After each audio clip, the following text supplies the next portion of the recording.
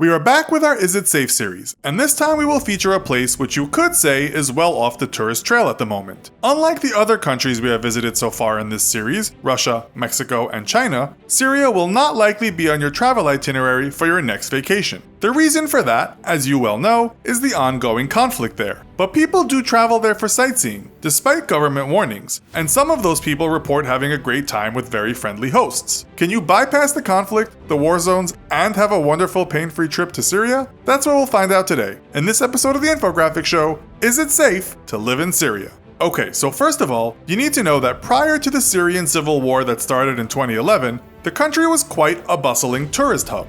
It is home to some of the oldest cities in the world, in Damascus and Aleppo, that are said to have been inhabited for many thousands of years. Indeed, it's reported that 8.5 million tourists visited Syria in 2010, and then came the conflict. Within a couple of years, hundreds of tourist sites had been damaged, and not surprisingly, tourism didn't just go down, but was reduced by about 98%.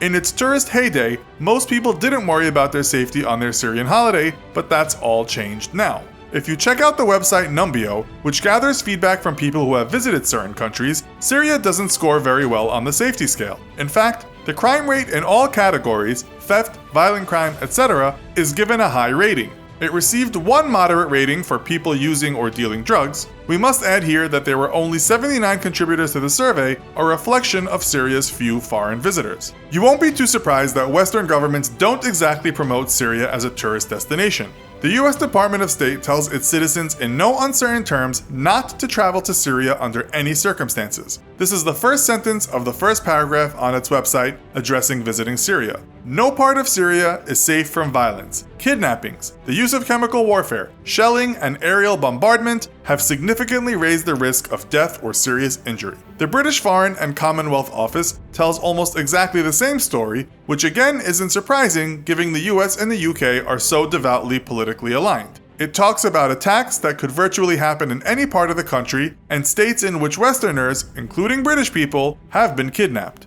Do not go, says the FCO, and then adds that if you really must ignore this advice, you should get travel and medical insurance. That almost sounds like typical wry British humor. The Australian government says the same. Do not go, and adds that if things do take a turn for the worse, we cannot evacuate you. But you get the picture, all Western governments are against their citizens visiting this once wonderful part of the world. As you know, these warnings are because of the war. They are not because the average Syrian is a gun-toting hothead that likes nothing more than taking out a God-fearing American family from a small town in Arkansas. Data from 2016 shows that Syria had the highest murder rate in the world with a total of 60,000 intentional homicides. Mexico was actually second that year with 23,000, higher than countries currently experiencing internal conflicts. The Armed Conflict Survey 2017 tells us that Iraq had around 17,000 murders and Afghanistan around 16,000. So yes, Syria was really high. But then if you look at world homicide reports from the years prior to the conflict,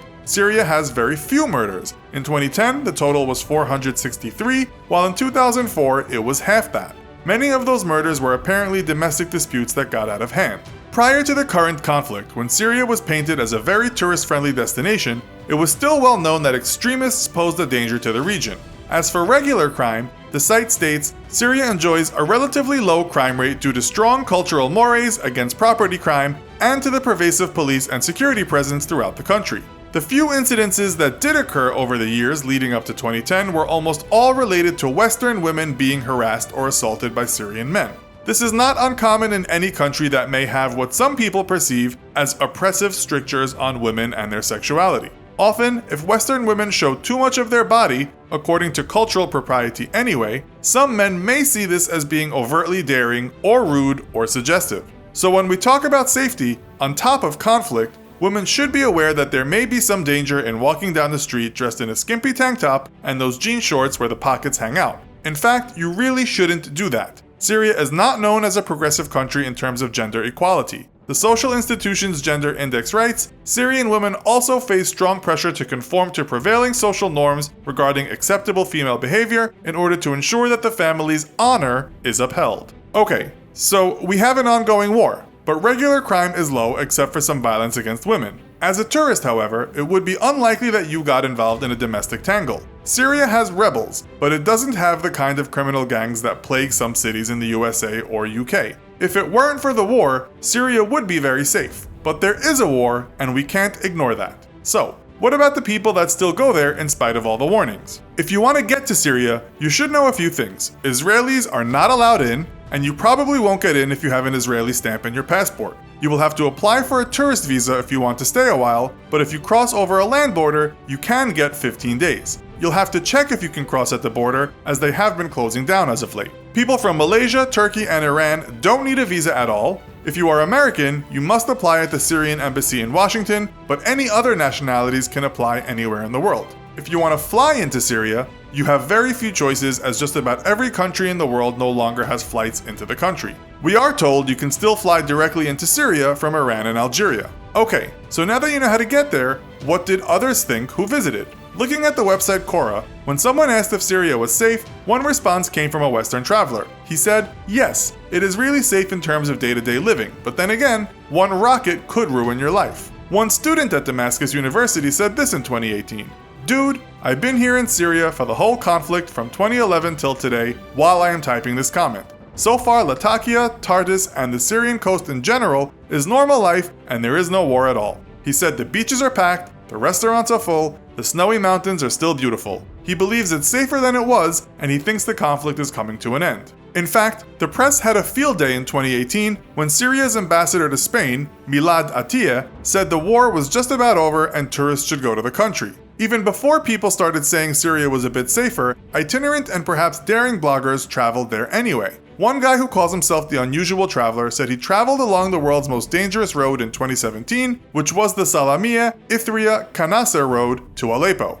He actually said ISIS had been on the road before he got there, but after arriving in Aleppo, he said despite the destruction he could see, he wandered around freely, was helped along by friendly people, and had a jolly good time. He wrote in conclusion, "The daily life in Aleppo these days is very normal once again after the government regained control over the city. While walking around central Aleppo, you will wonder if there ever was a war happening here." A traveler in 2017 said he wanted to go there to see the sights and experience what he had heard were warm and friendly people. He entered the country through the Lebanese border and then had a 65-mile drive down the highway to reach Damascus. This part he said scared him, but it was okay in the end. He said while people treated him very well, and while his accommodations, the food, and the sights were all great, he did feel uncomfortable when he heard the sound of gunfire in the distance. There aren't too many bloggers writing about Syria recently, but before the conflict, there were plenty, and most visitors ultimately said something like this: "Despite what people may think, Syria actually turned out to be one of the safest countries I have ever been to."